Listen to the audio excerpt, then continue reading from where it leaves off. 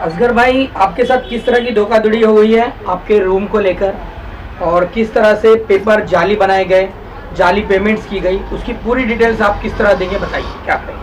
देखिए, first of all मैंने जो प्रॉपर्टी खरीदा था वो सैनिक नगर में इस्लामिया प्रॉपर्टी हाउसिंग सोसाइटी में थी। ये एक प्रपोज रजिस्टर बिल्डिंग नहीं है, यानी ये प्रपोज्ड बिल्डिंग है और इस बिल्डिंग का टीएमसी प्लॉट है, बिल्डिंग भी इलीगल है, ओसी नहीं है। मैंने डॉक्यूमेंट जब खरीदा था तो मैंने sale agreement purchase deed complete लिया था, मैंने एक्स ओनर के नाम पे लाइट बिल लिया था, मेंटेनेंस रिसीट लिया था और परचेज चैन एग्रीमेंट लिया था। देन उसके बाद मेरा पोजीशन उस पर 2022 तक था। अभी मेरे साथ ये इंसिडेंट हो गया है कि मतलब जैसा मुमरा में अक्सर सबके साथ होता है, वो रूम मुझे पता चला है कि किसी और को भी बेचा गया था 2017 में, पर इस चीज़ का खुलासा मेरे सामने तब हुआ जब मैंने उस पर नोटिस मारा था कि ये प्रॉब्लम आई है। मेरा लाइट बिल चेंज हुआ था 2019 में, मेरे नाम का जो लाइट बिल था वो चेंज हो गया 2019 में। उसके बाद जब मैंने उसमें माहिती मारा तो मुझे ये पता चला कि लाइट बिल पे उसने जो डॉक्यूमेंट डाला वो फ्रॉड है। अली असगर भाई, हाँ सर, काट रहा हूँ आपकी, एक बात बताइए, आप पेशे से एक एडवोकेट हैं? हाँ, मैं लॉ किया है मैंने। लॉ किया हाँ। है। और जब आपने ये रूम लिया था तो किन दिक्कतों की वजह से आपने रजिस्ट्री क्यों नहीं कराया? मैंने जब परचेज किया था, मैंने जिससे खरीदा था उसका नाम अब्दुल कलाम शेख था जी। उनसे मैंने डॉक्यूमेंट लिया था। उनका रजिस्ट्रेशन का जो प्रोसेस था वो मिस्टर मकबूल करने वाले थे जो कि फर्स्ट ओनर थे। वो रूम किसी को रजिस्ट्रेशन नहीं हुआ था। अच्छा। मतलब इससे पहले कभी रजिस्ट्री नहीं हुई थी वो रूम।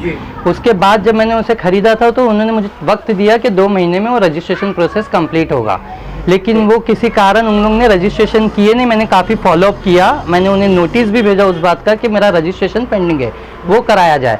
ऑल ऑफ सडन 2017 में इन लोग का रजिस्ट्रेशन हो जाता है, जो मेरे को पता चलता है 2019 में, जब मेरा मीटर चेंज होता है, मेरे नाम का मीटर। वो रजिस्ट्रेशन किसी और के नाम पर हुआ? हाँ, 2019 के एंड में रजिस्ट्रेशन किसी और के नाम पे होता है। दिसंबर जनवरी जब पेंडेमिक लगा था। आप रूम में अवेलेबल थे या फिर? मेरा पोजीशन 2022 तक था, यानी टिल लास्ट 15-20 डेज तक था। आप उसी रूम में रह रहे थे? हाँ, मैं उसी रूम में मेरी फैमिली के साथ 2 बच्चों के साथ रह रहा था, मेरी बीवी, 2 बच्चे और मम्मी। आज मेरे पास उस रूम का पोजीशन नहीं है, यानी मैं यही दिखाना चाहता हूँ एक मीडिया के माध्यम से कि ये फ्रॉड मुमरा में कैसे होते हैं। तो आपने वो रूम क्यों खाली किया? मैंने खुद ने नहीं खाली किया, मैं मेरी फैमिली के साथ वहाँ पे रह रहा था। मैं कुछ 7-8 दिन से बाहर था, मेरी वाइफ के साथ थोड़ा डिस्प्यूट था तो मैं नहीं जा रहा था मम्मी के साथ। हाँ, फिर उसको वो रूम का पोजीशन कैसे मिला, उसने वो रूम कैसे लिया, ये डॉक्यूमेंट्स कैसे बने, मैंने पुलिस स्टेशन में इस चीज़ की अपील भी की, मेरी कोई कंप्लेंट नहीं ले रहा है। आपको क्या आश्वासन दिया गया? मुझे पुलिस स्टेशन में ये बोला गया है कि ये सिविल मैटर है। अब मैं ये जानता हूँ कि सिविल मैटर लाइक पेपर में अगर कुछ प्रॉब्लम होती है तो सिविल मैटर होता है। अगर मैं अपना केस लेके कोर्ट जाऊँ तो मेरे तो अच्छे खासे खर्चे हो जाएंगे। सामने वाला तो यही चाहता ना, उनका फोर्जरी करने का यही माध्यम। दूसरे के नाम पर की गई आपकी जानकारी के बगैर आपने खरीदा, आप कह रहे हैं, और जिस तरह से दूसरे पेपर्स बनाए गए, आपने कहा रजिस्ट्री की गई, तो ये तो फ्रॉडलेट हुआ ना। हाँ, ये अभी मैंने 2015 में जो घर खरीदा है और मैं पोजीशन पे हूँ, मेरे को उसका मेंटेनेंस रिसीट वही लैंडलॉर्ड दे रहा है जो कि रजिस्ट्री करता है। अब 2017 में वो किसी और को रजिस्ट्रेशन करके दे देता है उसी रूम का, और 2020 में ये मुझे पता चलता है जब मीटर का नाम चेंज होता है। मतलब मेरा जो एग्जिस्टिंग मीटर है, जो मैंने प्रीवियस ओनर के नाम से लिया है, ट्रांसफ़र किया है, वही मीटर का नंबर चेंज होके उसके नाम पे बिल आना शुरू हो जाता है। तब मुझे पता चलता है कि ये कुछ तो फ्रॉड हुआ है। तो मैंने जाके एमएससीबी से, पेंडेमिक का टाइम था, एमएससीबी जाके टोरेंट आया था, एमएससीबी से माहिती से डॉक्यूमेंट मांगा तो वहाँ पे 2 डॉक्यूमेंट अपलोडेड दिखा रहे।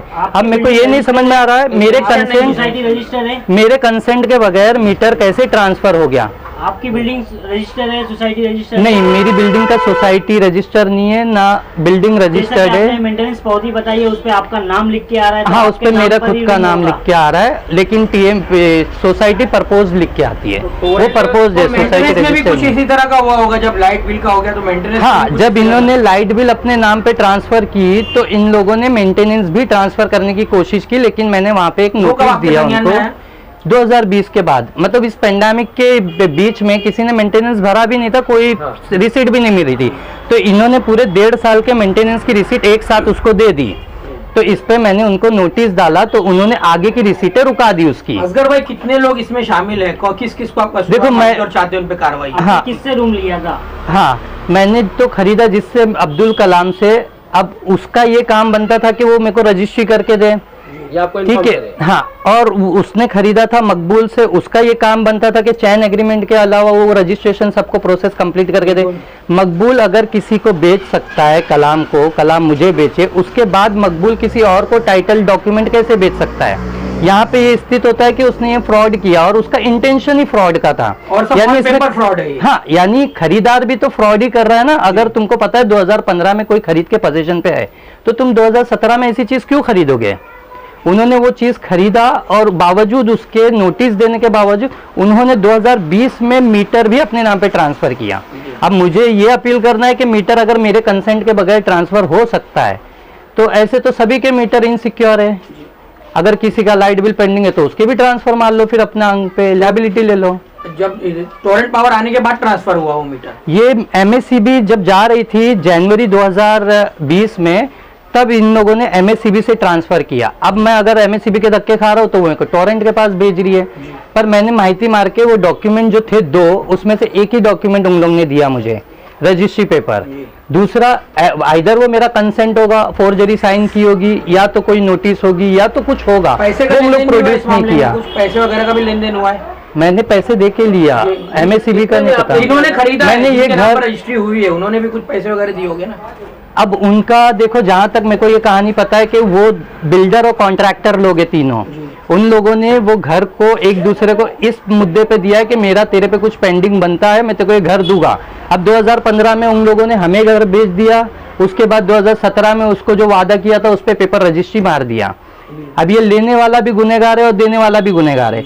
ये इसी तरह मुमरा में विक्टिमाइज हो रहे लोग कि एक को घर दिया जा रहा है और अपने ही साथी को टाइटल दिया जा रहा है, और वो साथी इस दिन का इंतजार करता है। जैसे मैं थोड़ा पढ़ा लिखा हूँ, लॉ पढ़ा है मैंने, लीगल जानता हूँ मैं, तो मेरे को ये पता है कि उसको मेरे को निकालने के लिए 7 साल लगे। अच्छा, ये एक लेमैन होता है ना, उसको इन लोग 15-20 दिन में निकाल देते, क्योंकि पुलिस का इन्वॉल्वमेंट नहीं है इसमें। पुलिस साफ साफ बोलती है कि सिविल मसला है। अब ये इंटेंटेड टू फ्रॉड, यानी तुम इंटेंशनली कोई चीज को, फ्रॉड को अंजाम दे रहे हो। 2015 से टिल 22 तक 7 साल में तुमने सारे डॉक्यूमेंट जो बनाए वो तुमने बाद में ही बनाए। इसकी बनाने की वजह क्या हो सकती है? अब तुमने वाइट पेमेंट दिया होगा।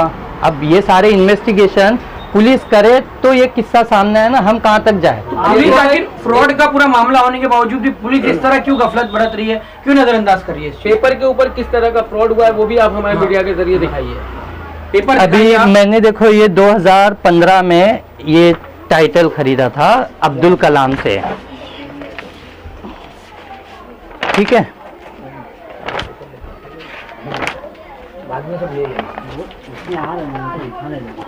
ठीक है, ये मैंने 2015 में अब्दुल कलाम जी से ये घर खरीदा था, जिसके नाम पे इस घर का लाइट बिल था। मैं आपको दिखाता हूँ, ये लाइट बिल उनके नाम का था जो मैंने अपने नाम पे ट्रांसफ़र किया।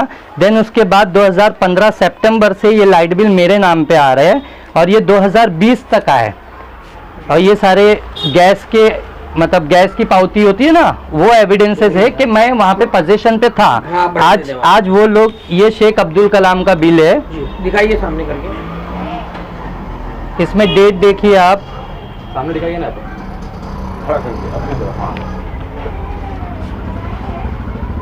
और आधा लेना उनका क्या है? ठीक है। अब उसके बाद पूरी थप्पी 6 साल के लाइट बिल की, कोई भी एक अपने नाम की दिखा दीजिए।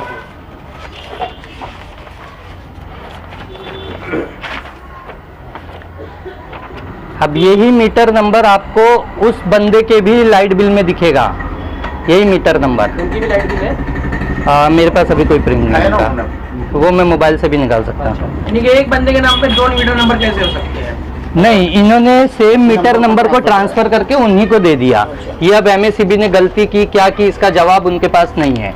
ये मैंने एमएससीबी पे आरटीआई दाखिल किया था, तो उन लोगों ने मेरे को एक डॉक्यूमेंट दिया जिसमें एक ही डॉक्यूमेंट दिया, जिसमें एक डॉक्यूमेंट मिसिंग है, सिर्फ रजिस्ट्रेशन पेपर दिया। उनका ये कहना है कि रजिस्ट्रेशन डॉक्यूमेंट मुमरा में बहुत कम मिलता है, हमें मिला, हमने कर दिया। तो वो मेरे नाम का, मेरे नंबर के मीटर को कैसे अलॉट कर सकते हैं? उसके बाद मैंने टैक्स ऑफिस में भी एप्लीकेशन दी कि इस बिल्डिंग में, मतलब इस रूम पे टैक्स नहीं लगाया जा सके। ऑलरेडी टैक्स किसी का भी नहीं है इस बिल्डिंग में।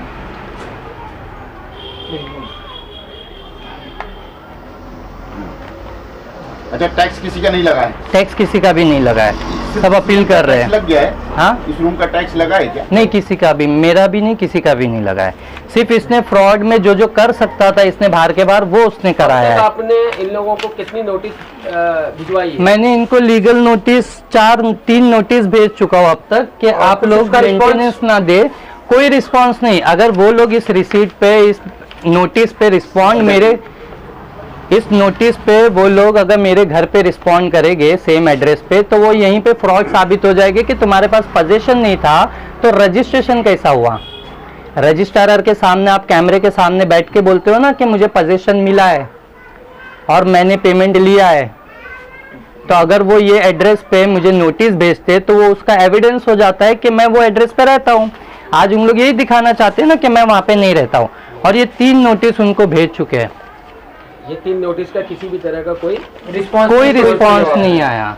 मतलब बड़े स्मार्टली ये लोगों ने ये स्कैम को अंजाम दिया है। मुमरा प्रशासन और यहाँ के गृह निर्माण मंत्री माननीय जितेंद्र अवार साहब से किस तरह का आग्रह करेंगे और किस तरह की मदद की गुहार लगाएंगे? मेरी अपील तो ये है कि मैं अपना केस या अपनी भागदौड़ तो खुद भी कर सकता था। मैंने आप लोगों की हेल्प इसलिए लिया है कि इस 3 दिन में जो मैंने पुलिस स्टेशन में देखा है, मैं अकेला इसका विक्टिमाइज नहीं हूँ। काफ़ी लोग हैं जो इस मसले से जूझ रहे हैं। इनफैक्ट मतलब कुछ लोगों का तो घर, उम्मीद सारी टूट चुकी है। अगर ऐसे इलीगल कंस्ट्रक्शन होते हैं तो ऐसे कारोबार भी चले गए। या तो आप इलीगल कंस्ट्रक्शन रुकाओ, या तो आप फिर ऐसे लोगों को रुकाओ जो लोग एक रूम को बेचने के बाद उसका टाइटल किसी और को बेचते। ये तो मुझे 7 साल लग गए उसको निकालने में, बाकी लोगों को, उन लोगों को 6 महीना भी नहीं लगता। यानी कि आप लॉ तो जानते हैं, कानून जानते हैं, मुझे उसके बाद भी आपके साथ ये हाल है। तो फोन पे ये पहले ही कॉल पे धमकी मिली थी कि तुमसे अगर रूम नहीं ले सकता हूँ तो ₹1,00,000 पुलिस स्टेशन में दे दूँ, रूम ऐसे ही मिल जाए। मतलब पुलिस यहाँ पे मजबूर नहीं है, लेकिन पुलिस इस पे कर क्या सकती है। मेरी अपील यही है कि पुलिस इसमें फ्रॉड ढूंढे। अगर ये डॉक्यूमेंट्स में फ्रॉड नहीं है तो मुझे बताए, मेरा पोजीशन फ्रॉडेंटली गया है, मैं साबित कर सकता हूँ। वो ये साबित कर दे सामने वाले कि वो पोजीशन उनको पीसफुली मिला है, मैंने क्या बेचा है उनको। आज सबसे बड़ा इशू ये है कि मेरा पोजीशन कैसा गया। मसला तो सिविल था, हम कोर्ट में अपील कर रहे थे, 3 नोटिस हो गई थी, हमारा कोर्ट का स्टेप था, पेंडेमिक की वजह से डिले चल रहा है। अब इन लोग को पोजीशन कैसे मिला, मैं पुलिस स्टेशन में ये अपील कर रहा हूँ कि पोजीशन कैसे मिला, आप ये लिखो कि इनको पोजीशन कैसे मिला। तो वो चीज़ पे कोई बात नहीं किया जा रहा। वो लोग बोल रहे हैं आप लोग पोजीशन पे थे। मतलब किसी भी तरह की पुलिस सहायता नहीं कर रही। मैं अपील करना चाहता हूँ आपके माध्यम से कि पुलिस मेरी सहायता करे इस चीज़ में। असगर भाई, अगर किसी एक इंस्पेक्टर या किसी एक मतलब व्यक्ति के इग्नोरेंस की वजह से मैं पूरे डिपार्टमेंट को कुछ नहीं बोल सकता, लेकिन आज मैं डिपार्टमेंट और कमिश्नर ऑफ थाना मैं ये अपील कर रहा हूँ कि सर, अगर आप ये वीडियो देखो तो आप इसमें इन्वेस्टिगेशन करो। आपको ये सिविल में कैसे फ्रॉड दिखे जो हम समझ रहे, आप भी समझोगे। किसी ने मैटर देखा ही नहीं है, कोई देखना ही नहीं चाहता है। अगर असगर भाई, अगर पुलिस इस मामले में आपकी मदद नहीं करती तो अगला रास्ता है कोर्ट का। कोर्ट से इस चीज को आप करवा सकते हैं। आप जानते हैं कि वही होता है कि कोर्ट से केस कराना, उसके बाद में मजबूर हो जाएगी पुलिस कार्रवाई करने के लिए। बस तो क्या आप वो रास्ता अपना? जरूर मैं मतलब न्यायालय के लिए मतलब हमें इतना विश्वास है कि जो होगा अब न्यायालय से होगा। लेकिन अगर हर लेमैन के लिए यही एक रास्ता बचे कि वो कोर्ट जाए, तो वो जितना घर बार चलाने में, मतलब एक सर्वाइवल इशू को पूरा करने में उसकी ज़िंदगी आधी ख़त्म हो जा रही है, वो कोर्ट कचहरी में डूब जाएगा। अगर कोर्ट का ऑप्शन मेरे लिए था एज अ सिविल मैटर, तो कोर्ट का ऑप्शन सामने ओपोनेंट के लिए भी था। तो उसने ऐसा फ्रॉड क्यों किया? क्या ये फ्रॉड पुलिस स्टेशन नहीं देख सकता? क्या हमें इतनी भी सहायता नहीं मिल सकती कॉन्स्टिट्यूशन से कि प्रशासन हमारे लिए इतना करे? ये हमारे लिए नहीं करे, एटलीस्ट ये उन जनता के लिए करे जो जनता इस प्रॉब्लम से डे बाय डे जूझ रही है। आज ये कंप्लीट पोजीशन के बाद इनका तो काम हो गया ऐसा कि हाँ, हमको पोजीशन भी मिल गया, घर भी हो गया, अब टाइटल भी हमारे नाम पे। पर आज नहीं तो कल न्यायालय इस पर कुछ तो ऑब्जेक्शन देगी। आपने इस बारे में उनसे कुछ मुलाकात की है, उनसे बारे में कुछ बात की है?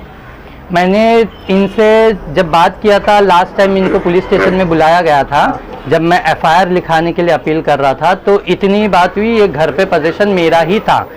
अब अगर उनकी यही बात है, ये स्टेटमेंट वो अगर दे देते पुलिस स्टेशन में और पुलिस इसको रिकॉर्ड कर लेती है, तो पोजीशन मैं प्रूव कर सकता हूँ, वैसे वो भी करे। पुलिस ने आपका स्टेटमेंट नहीं किया। अगर पुलिस एफआईआर लिखती तो उसका ये स्टेटमेंट रिकॉर्ड होता कि हाँ घर पे मैं अच्छा, पोजीशन पे, तो मैं टेबल पे रख देता, सर देखो पोजीशन पे 2021 में एक एक महीना एक एक दिन हर वीडियो हर फोटोग्राफ हर डॉक्यूमेंट्स हर करस्पॉन्डेंस। पर अगर पुलिस इस पे एक स्टेप आगे ले तो सामने वाला डरे ना ऐसा फ्रॉड करना। ये फ्रॉड किया है उनसे आपकी किसी तरह की कोई बात हुई है?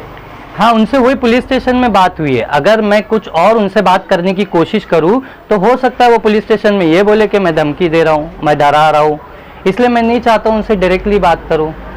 अब अगर पुलिस उनसे अगर ये 2 सवाल पूछ लेती कि ठीक है तुम्हारा पूरा मसला सिविल दिख रहा था, पोजीशन कैसे आया, क्या तुमने इससे खरीदा, पोजीशन इससे लिया, अगर मेरे से पोजीशन लिया है तो मैं क्यों पुलिस स्टेशन में जाके बैठता।